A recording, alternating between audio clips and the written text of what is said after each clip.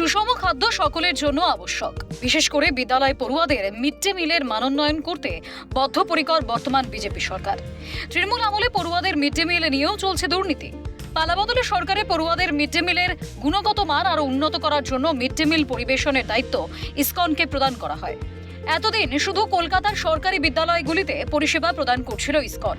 এবার ইসকন সরকারি ছাড়পত্র পেল জেলার বিদ্যালয়ের ক্ষেত্রেও।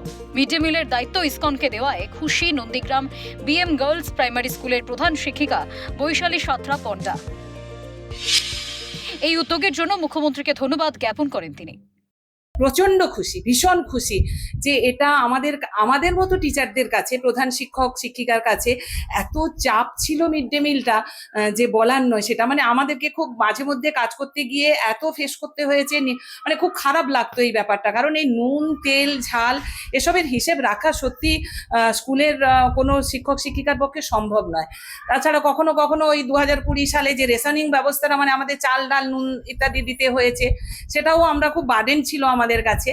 এবং জেলাতে যে আমাদেরকে একটা প্রাধান্য দিয়েছেন উনি, নন্দীগ্রাম 1 নম্বর ব্লক 2 নম্বর ব্লকের মানে ওনার পাশে দাঁড়ানো সমস্ত জনগণকে, আপামর জনগণকে, সেজন্য ওনাকে আমার শ্রদ্ধা এবং অভিনন্দন।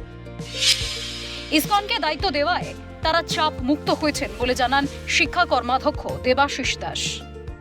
এই মিড ডে মিল আমাদের প্রাথমিক বা মাধ্যমিক উচ্চ মাধ্যমিক বিদ্যালয়গুলির প্রতি একটা বড় চাপ, কারণ আমাদের যথোপযুক্ত স্টাফ নেই।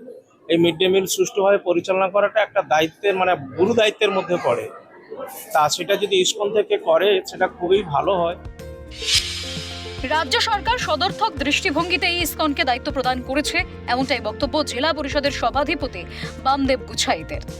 এটা আমাদের গভর্নমেন্টের পলিসি। তার কারণ গভর্নমেন্ট চাইছেন যে ইসকন, ভারত সেবা আশ্রম, রামকৃষ্ণ মিশন এরা নানাবিধ সেবামূলক কাজের সঙ্গে সারা বছর ধরে থেকে থাকে।